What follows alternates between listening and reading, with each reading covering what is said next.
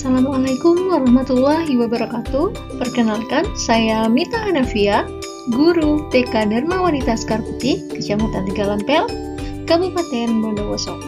Dalam kesempatan kali ini, saya akan memaparkan aksi nyata saya, yakni menyebarkan pemahaman mengapa kurikulum perlu berubah. Yang pertama, kita harus tahu apa pengertian dari kurikulum sendiri. Nah, pengertian kurikulum tercantum dalam Undang-Undang Nomor 20 Tahun 2003 tentang Sistem Pendidikan Nasional Pasal 1/19 yang berbunyi, kurikulum adalah seperangkat rencana dan pengaturan mengenai tujuan, isi, dan bahan pelajaran, serta cara yang digunakan sebagai pedoman penyelenggaraan kegiatan pembelajaran untuk mencapai tujuan pendidikan tertentu. Nah, selanjutnya, bagaimana kurikulum yang baik itu? Kurikulum yang baik adalah kurikulum yang sesuai dengan zamannya dan bersifat dinamis, yaitu terus dikembangkan atau diadaptasi sesuai konteks dan karakteristik murid demi membangun kompetensi sesuai kebutuhan mereka kini dan masa depan. Lalu, apa sih fungsi kurikulum? Kurikulum merupakan alat untuk mencapai tujuan pendidikan nasional. Kemudian, fungsi yang kedua, yakni kurikulum merupakan pedoman guru dan siswa agar terlaksana proses belajar mengajar dengan baik dalam rangka mencapai tujuan pendidikan. Mengapa kurikulum perlu berubah? Nah, ini dia alasannya. Yang pertama, agar relevan dengan perkembangan zaman. Kemudian yang kedua, agar dapat memenuhi kebutuhan belajar murid. Yang ketiga, agar dapat menyiapkan generasi cemerlang di masa depan.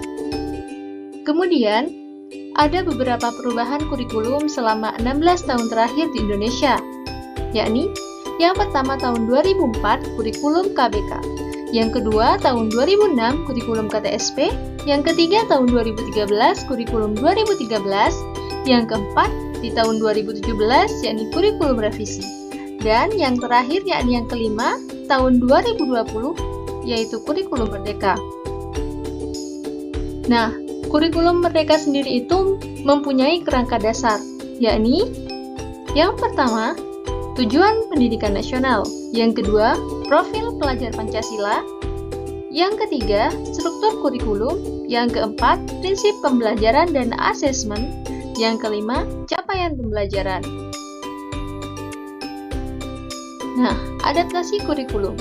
Kurikulum merdeka yang ditetapkan oleh pemerintah pusat dapat diadaptasi oleh satuan pendidikan karena satuan pendidikan memahami betul bagaimana kondisi ekosistem di mana murid berada dan zaman bagaimana murid dididik, agar kurikulum yang digunakan relevan dengan kebutuhan murid dan terwujudnya pembelajaran bermakna.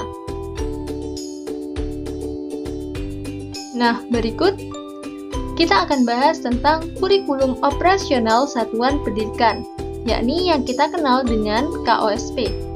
Kurikulum yang diadaptasi oleh satuan pendidikan agar sesuai dengan karakteristik, keadaan kontekstual, dan kebutuhan satuan pendidikan itu sendiri.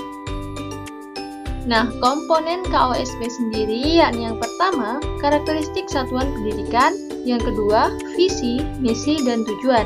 Yang ketiga, perencanaan pembelajaran, yakni mencakup ATP, asesmen, modul ajar, media ajar, dan program prioritas satuan pendidikan.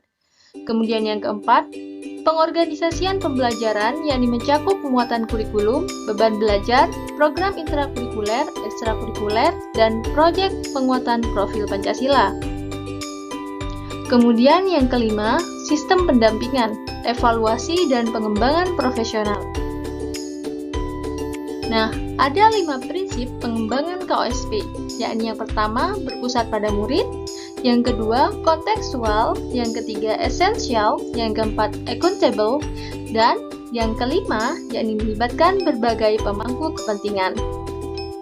Nah, jadi dapat disimpulkan, dokumen KOSP merupakan dokumen yang dinamis mengikuti perubahan dan kebutuhan satuan pendidikan. Nah, itulah tadi pemaparan tentang aksi nyata saya yang berjudul Mengapa Kurikulum Perlu Berubah. Terima kasih.